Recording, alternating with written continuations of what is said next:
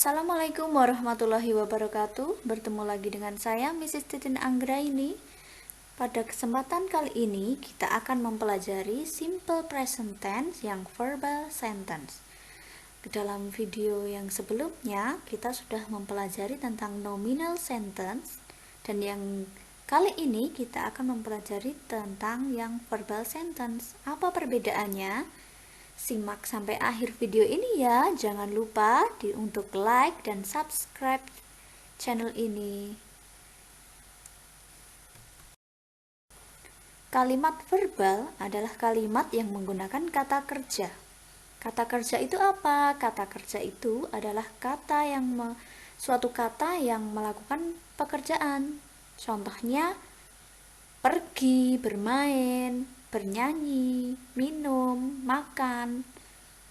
Ya, seperti itu adalah contoh kata kerja. Dalam bahasa Inggris contohnya go, play, sing, read, drink, dan masih banyak lagi ya.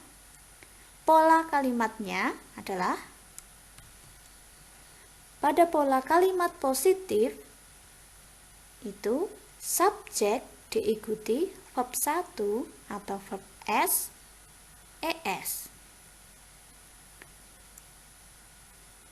Subjeknya masih sama ya, they, we, I, you, he, she, it. Untuk kalimat negatif, subjek diikuti do atau does. Do atau does ini penggunaannya tergantung subjek. Jika subjeknya she berarti does. Jika subjeknya they berarti do. Dan seterusnya, nanti akan ada catatannya sendiri ya. Setelah do atau does itu diikuti oleh not. Setelah itu baru penggunaan verb 1. Pada kalimat negatif, kata kerja kembali ke bentuk awal atau verb 1 ya.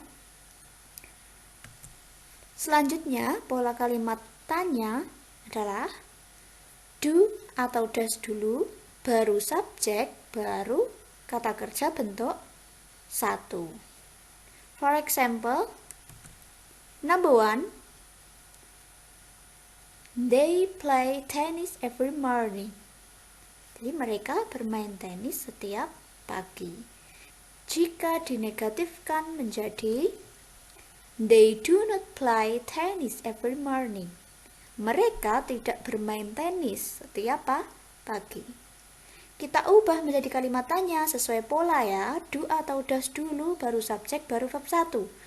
Di kalimat 1 ini menggunakan do, berarti do dulu baru subjeknya they, berarti do they. Perhatikan, do they play tennis every morning? Bagaimana? Sudah jelas atau belum? Amati contoh kedua. She goes to school every day. Dia pergi ke sekolah setiap hari. Karena dia perempuan satu orang, berarti she. She itu menggunakan does. Kalian amati yang pojok bawah ini, yang memakai subjek do atau does. Sudah saya bedakan ya. Do itu digunakan oleh subjek they, we, I, you. Sedangkan does itu digunakan oleh subjek he, she, it. Kembali ke contoh. Karena contoh kedua itu subjeknya she, berarti she menggunakan does. Jika subjeknya he, she, it atau to be-nya yang menggunakan does, berarti kalimat positifnya, kata kerjanya menggunakan verb s atau es. Diingat-ingat ya. Jika subjeknya he, she, it atau nama orang cuma satu, berarti kata kerjanya verb s atau es. Kenapa verb s atau es? Tidak semua kata kerja itu imbuhannya sama. Ada yang hanya berimbuhan s dan ada juga yang berimbuhan es, tergantung kata-katanya ya. Perhatikan contoh 2. She goes to school every day. Goes itu dari kata dasar go atau pergi. Karena yang pergi itu si, maka go-nya ditambah es. Ingat ya, jika akhiran o, h, itu imbuhannya memakai es. Jika akhir katanya itu konsonan, seperti nomor 3, works, itu imbuhannya cukup menggunakan s. Jelas ya? Kita ubah ke kalimat negatif. She does not go to school every day. Dia tidak pergi ke sekolah setiap hari, karena dinegatifkan artinya menjadi tidak. Kita ganti ke kalimat tanya. Dasnya ke depan, subjeknya mengikuti. Diganti posisinya ya, menjadi does she go to school every day?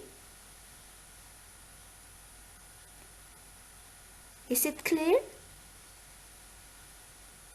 Jika belum, amati contoh terakhir atau yang ketiga ya. He works every day. Dia bekerja setiap hari. Karena subjeknya he, maka kata kerjanya ditambahi s. Karena works, kamu amati works. Works itu akhirannya huruf k. Berarti kan itu konsonan. Kalau konsonan tinggal ditambahkan s. Jadi works menjadi work menjadi works. Dinegatifkan menjadi he does not work every day. Dia tidak bekerja setiap hari. Kita ubah ke kalimat tanya. Does dulu di depan, baru diikuti subjek menjadi does he work every day? Bagaimana? Sudah jelas atau belum? Silahkan saya beri waktu beberapa saat untuk memahami 3 contoh berikut ini.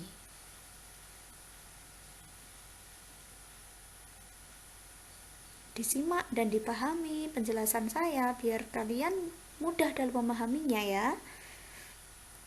Sudah, kita lanjut ke slide berikutnya. Berikut adalah contoh perubahan verb 1 atau kata dasar, kata kerja dasar ke bentuk verb s atau es. Di sini ada subjek, 7 subjek ya.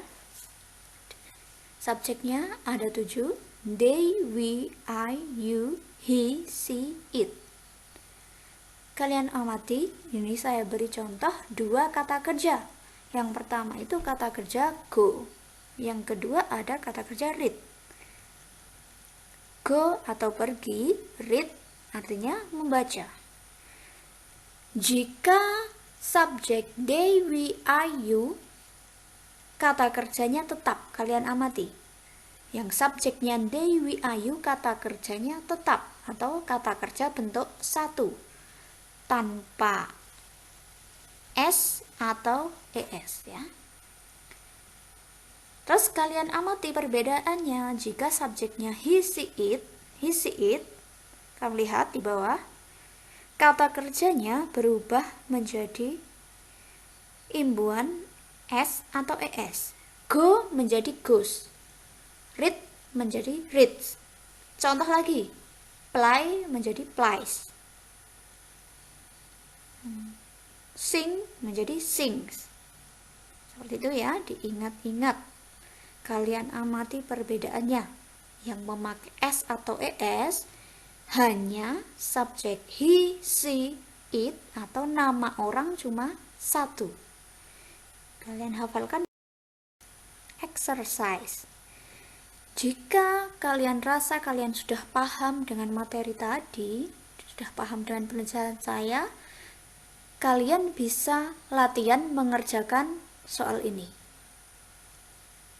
Ya, ada 3 soal, silahkan dikerjakan menjadi pola kalimat yang diminta. Sebelumnya pada kalimat positif itu kamu pilih dulu yang di dalam kurung. Contohnya Adit itu menggunakan sing atau sings. My father drink atau drinks. Coret yang salah. Lalu ubah ke kalimat negatif dan tanya. Selamat mencoba. Sekian dulu pertemuan kita hari ini. Kita ketemu lagi pada video-video selanjutnya dengan materi-materi yang baru. Semoga kalian paham dengan penjelasan saya. See you. Wassalamualaikum warahmatullahi wabarakatuh.